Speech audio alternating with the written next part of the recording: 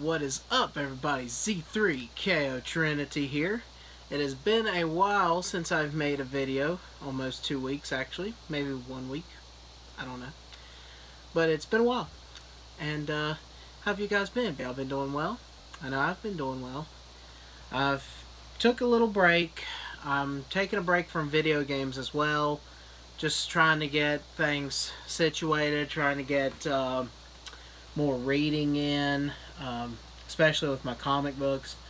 I got piles and piles of comics that I haven't got caught up with yet, and I've basically spent the whole week while I wasn't doing videos and stuff reading them.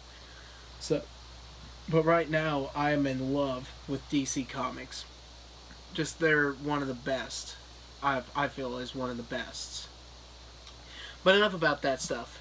Let's get into today's video, which is Stephen King previews. I don't know what episode we're on, but let's hop right into this, shall we? Right here, I got a book that I wish I would have had the dust cover, because the dust cover is really nice to this book. It's called The Talisman. It is written by Stephen King and Peter Straub. And if you don't know who Peter Straub is, well, you're not alone. I don't really know him either. But anyway, now I'm sure he does really good books. I've never really looked him up, to be honest with you. So he might actually have some really badass stories that I do not know. If you do know some of the great books that were written by Peter Straub, please leave a comment below, and I will look them up, and I might even get a couple of them. But yeah, since I don't have the dust cover, I can't rate the art. But I do know what the art of this book is, and it's really nice. It's kind of like a red word talisman. It's got like different kind of coloring all in. It's not really a picture or anything like that, but still, it's just a really nice cover, and I wish I would have gotten that. But if you did not know who Mr. Stephen King is, and you saw this book, hopefully with a dust cover, in the store, and you're like, huh, the Talisman. I wonder what this is about. Let's see what the first paragraph in the book. Chapter 1, Lights Out. It's a nice little thing there. Just making sure that this is the real beginning. Seems to be the real beginning. Good. Chapter 1, The Alhambra Inn and Gardens. On September 15th, 1981, a boy named Jack Sawyer stood where the water and land come together, hands in the pockets of his jeans, looking out at the steady Atlantic. He was 12 years old and tall for his age. The sea breeze swept back his brown hair, probably too long, from a fine, clear brow. Whoosh. No, I'm just kidding. From an eyebrow, that is. He stood there, filled with the confused and painful emotions he had lived with for the last 3 months, since the time when his mother had closed their house on Rodeo Drive, Giddy Up Cowboy, in Los Angeles. And in a flurry of furniture, checks, and real estate agents rented an apartment on Central Park West. From the apartment they had fled to this quiet resort on New Hampshire's tiny seacoast. Order and regularity had disappeared from Jack's world. Now, that was a little bit more than a paragraph, but you know what? It don't have a dust cover. I gotta make up for it. But was that enough to kind of really pull you in? It does kind of have a little bit of poetry to it, especially the part where he stood between the waters and the lands and all that, and then it goes in detail of talking about his mom. So just makes you think, it pictures a scene of a boy and his dearly beloved mother, and they're trying to get away, going to a different place, and so on and so forth.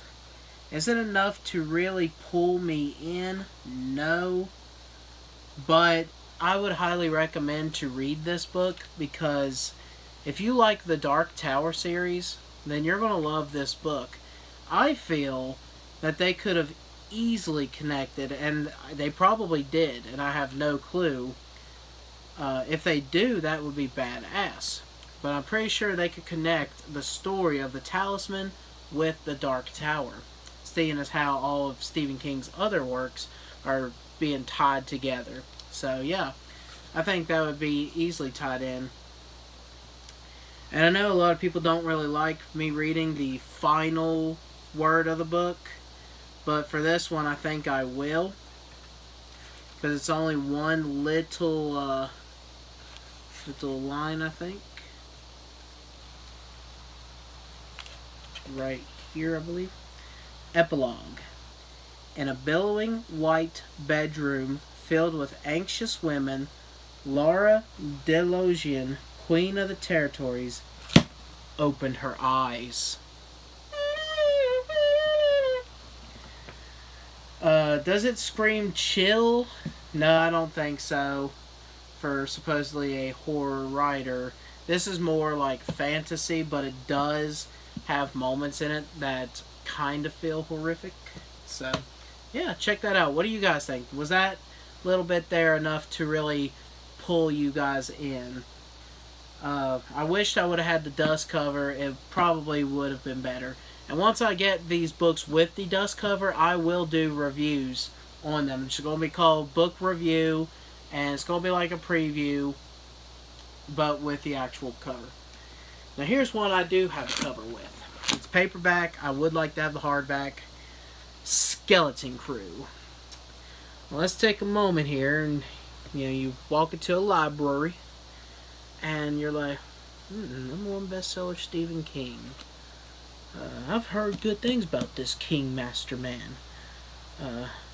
Let's see, Skeleton Crew, and it has a bunch of bones on the front cover. A bunch of skeletons, if you will. And there are a crew of them. They have a whole gang right here. Everyone's here. Party can start now. And then the back is just Stephen King's creepy old face. His face, goddammit. But yeah, this is a short story collection. I'm going to discard my card in it. I gave it a 5-star because for the first time, whenever I finished reading this book, I actually felt really depressed. Like I wanted to start the book all over again. Honestly, it was that good. But yeah, if you're wondering how I do my key cards, I type in the name of the book, how many pages the book has, when I started, when I got halfway through the book, and I write the page number, which is exactly half of that number. Time I finished, rating, I do the stars, and then on the very back I write some commentary that I felt about the book, which this says, this collection made me sad to put it down last night at 1:29 a.m. So I finished the book at 1:29 a.m. on September 19th, 2008. Almost 10 years. My favorites of the collection is The Mist, The Monkey, Survivor Type, and The Reaper's Image. Loved it. But yeah, I'm not going to read you tidbits of all of them. For this book, I'm just going to write you. Yeah, I'm going to write you guys a little love letter. I'm going to read you the names of the things, and I might read the front of the first one. We got Introduction. We got The Mist. Sounds like a porno. Here There Be Tigers. The Monkey. The Monkey in the Mist. Cain Rose Up. Cain Rose Up was not one of my favorites, but it is very, very interesting. Mr. Todd's Shortcut. That gives me chills. The Jaunt. The Shimmy Shimmy. The Wedding Gig. Okay. Paranoid. A Chant. Ooh. You spoil me, Stephen. The Raft. Word Processor of the Gods. Which was actually one of my favorite episodes. I believe it was in the Twilight Zone. I could be wrong, but that was one of my absolute favorite episodes that they've ever made. The Man Who Would Not Shake Hands. He's germaphobe, easy. Beach World. More like Bitch World. Slap World. The Reaper's Image. I highly recommend to read that one. Nona. For Owen, obviously for his son. Survivor Type. Uncle Otto's Truck. Morning Deliveries, Milkman #1. What kind of story is that? Okay, this is a guy who writes, is most known for his scary stuff. So whenever someone don't really know who Stephen King is, if they haven't read his stuff, they immediately think, oh, he's that horror story writer. So when I see Morning Deliveries, The Milkman #1. Okay. Big Wheels, A Tale of the Laundry Game, Milkman #2. Okay. So the Milkman does laundry games now. Instead of the Hunger Games, we're going to get the Laundry Games featuring the Milkman. Grandma, which is the creepiest story Stephen King has ever wrote. At least I think so. The hell with that Grandma. And they even made an episode, I cannot tell you where, I think it was like Tales from the Dark Side or some kind of show. It could even be the Twilight Zone too. Did an episode of Grandma, and it freaked the shit out of me. So, very good story. The Ballad of the Flexible Bullet. The Reach, which is also really good. And some notes. And just to give an idea, we're going to trail to the mist and the coming of the storm. This is what happened on the night that the worst heat wave in northern New England history finally broke. The night of July 19th, the entire western Maine region was lashed with the most vicious thunderstorms I have ever seen. Now that was good. That was really good. So if you did not know who he was, you read the list of short stories based off their names, and then you decided to read the first line of the first short story, which was The Mist. What did you guys think? Was that enough to grab your attention and make you want to buy this book? Me personally, yes it does. I absolutely loved this entire book. It has really, really good short stories.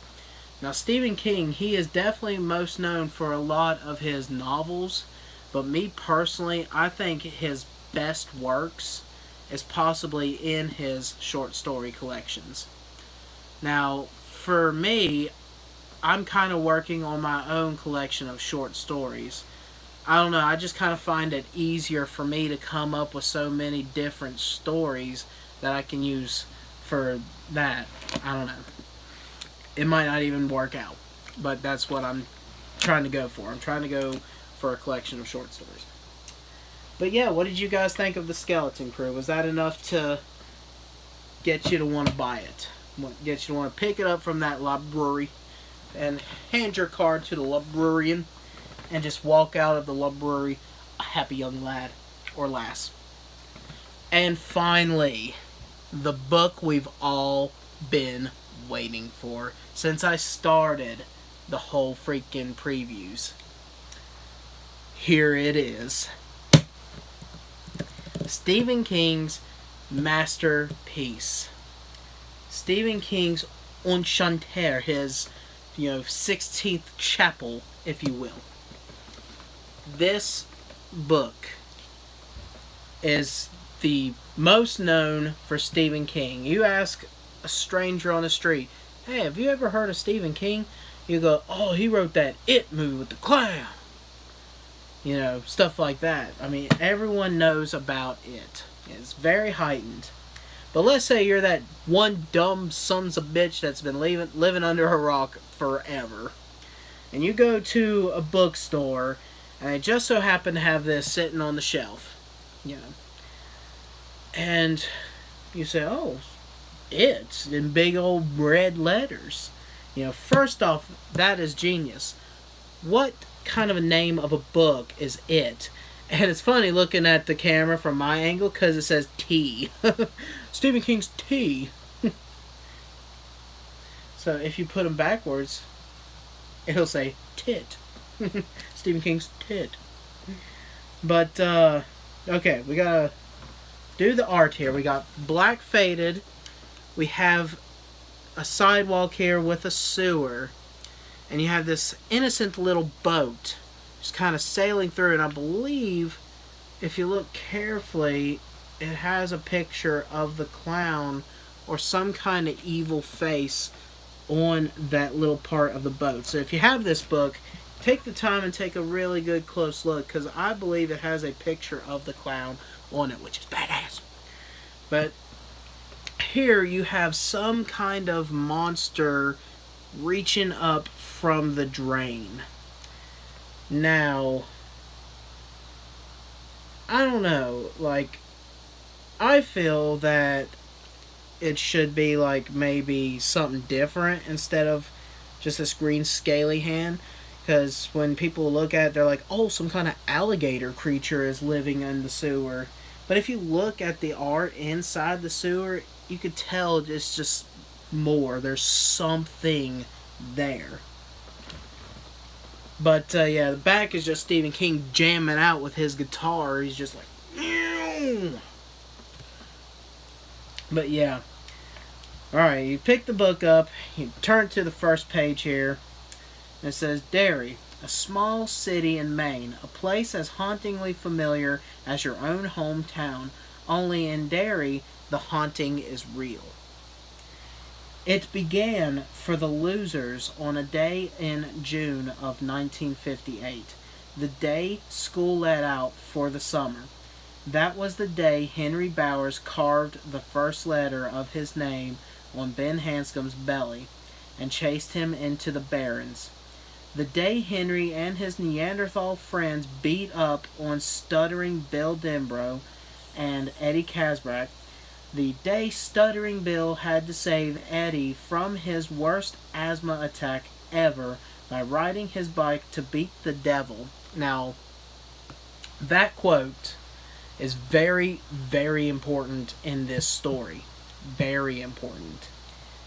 So, I did not hear that in the movie, but it's okay because they were kids. So, I hope that in the future movie that's to come out, they do make that quote into the movie, because that is highly important. It ended in August with 7 desperate children in search of a creature of unspeakable evil in the drains beneath Derry, in search of it. And somehow it ended, or so they thought then.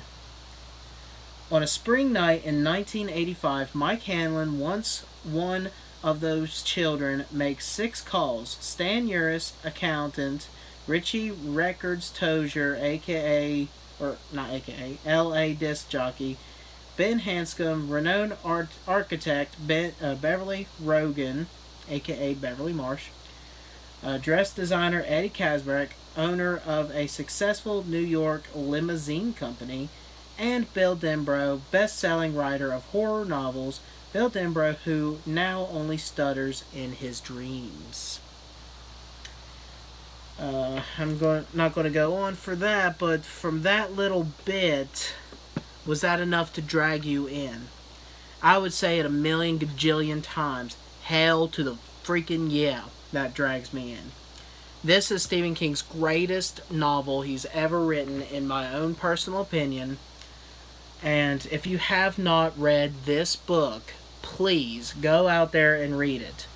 Both movies combined did a great job of trying to capture the story, but please read this book. It is beyond good. But let's continue on. We're going to go to the first part. Part 1, The Shadow Before. I like the quote here. They begin. The perfections are sharpened. The flower spreads its colored petals wide in the sun, but the tongue of the bee misses them. They sink back into the loam, crying out, you may call it a cry, that creeps over them, a shiver as they wilt and disappear. Okay, that was a little quote. I could just tell you where the quote came from, boo boo boo boo. William Carlos Williams Patterson. Chapter 1, After the Flood, 1957. The terror, which would not end for another 28 years, if it ever did end, began, so far as I know or can tell, with a boat made from a sheet of newspaper floating down a gutter swollen with rain.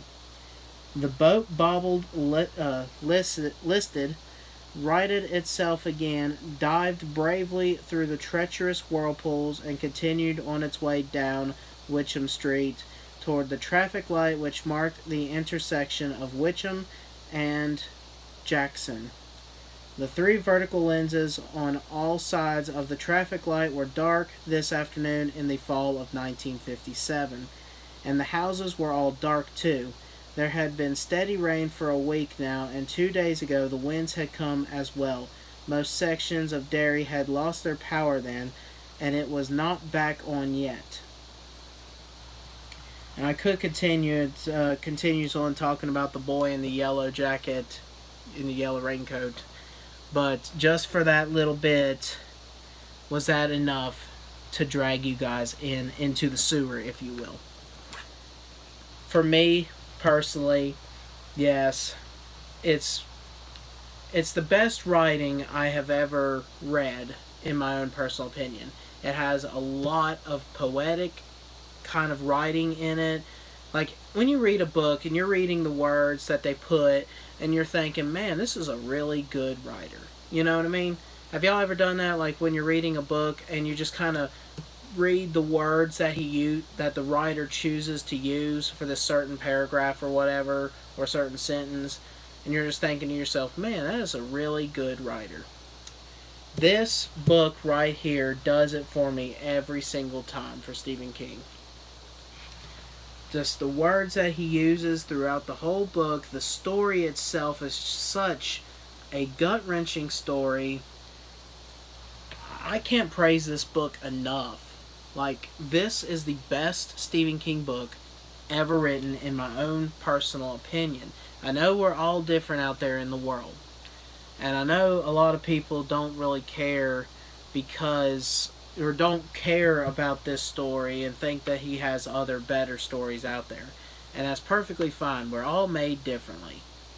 But for me, I would hope that you at least give this book a chance. So, yes. That was my Stephen King previews today, guys. What did you guys think? For me personally, Stephen King's It beat the other two by a mile. I will tell you to read Skeleton Crew. It does have a lot of great stories to it. And definitely try to read The Talisman. The second book to The Talisman is called Black House. I have not read that one. But I really need to get my shit together and just pick up a Stephen King book and just read. So that's why I've been that's what I'm doing with my comics right now. I took a lot of time. I used to put a lot of time into games. You can clearly see on my gaming channel. So I'm going to try to take a break from that and try to get into reading. So I'm going to read a bunch of comics. Read a couple Goosebump books so that way I can do my Goosebump reviews for you guys. And then actually pick up a Stephen King book and try to read it. So yeah. Thank you guys so much for watching this video. I have missed you guys terribly, and I'm sure you've probably missed me. But thank you for clicking the video. Thank you for watching, and I guess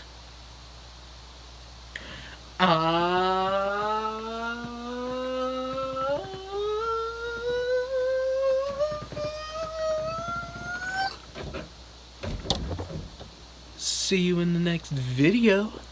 Nerves kissing.